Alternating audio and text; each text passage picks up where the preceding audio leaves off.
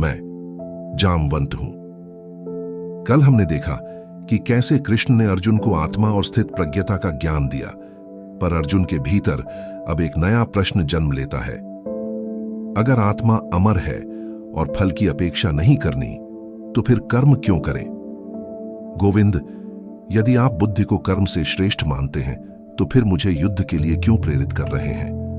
आपके वचनों से मेरी बुद्धि भ्रमित हो रही है। कृपया स्पष्ट रूप से बताइए, मेरे लिए वास्तव में कल्याणकारी मार्ग कौन सा है? कृष्ण कहने लगे, अर्जुन, इस संसार में दो प्रकार के मार्ग बताए गए हैं। ज्ञानियों के लिए ज्ञान योग और कर्मियों के लिए कर्म योग। सच्चाई यह है कि मनुष्य कर्म किए बिना एक क्षण भी नहीं रह सकता। प्रकृति सभी को अपने अपने स्वभाव के अनुसार कर्म करने को बाध्य करती है।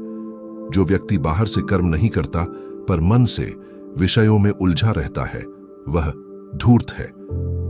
पर जो मन और इंद्रियों को वश में करके निर्लिप्त भाव से कर्म करता है, वही श्रेष्ठ है। कृष्ण ने आगे कहा, कर्म शरीर का धर्म है। कर्म के बिना शरीर का पोषण भी नहीं हो सकता, इसीलिए तुम कर्म करो। जो व्यक्ति किसी काम को कर्म फल की आशा से नहीं बल्कि यज्ञ के लिए करता है, वह पाप से नहीं बंधता। सभी प्राणी अन्न से उत्पन्न होते हैं। अन्न वर्षा से आता है, वर्षा यज्ञ से और यज्ञ कर्म से। इसलिए कर्म ही मूल है, कर्म ही यज्ञ है।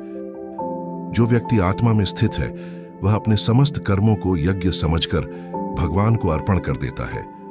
उसे कुछ पाने की इच्छा नहीं होती और न ही किसी के न मिलने से दुख होता है। श्रेष्ठ व्यक्ति जो आचरण करते हैं, अन्य लोग भी वही अपनाते हैं। यदि कोई ज्ञानी स्वयं को कर्म से अलग कर ले, तो सामान्य लोग भी अपने कर्म छोड़ देंगे। इसलिए ज्ञानी को भी बिना आसक्ति के कर्म करते रहना चाहिए। मैं स्वयं भी यदि कर्म करना छोड़ दूं, तो संसार नष्ट हो जाए।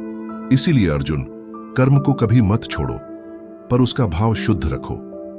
कल हम जानेंगे कि मनुष्य कैसे कामना के कारण बंध जाता है, प्रकृति और पुरुष का क्या संबंध है, और क्यों स्वयं का स्वधर्म निभाना दूसरों के धर्म से श्रेष्ठ होता है, भले वह कठिन क्यों न हो।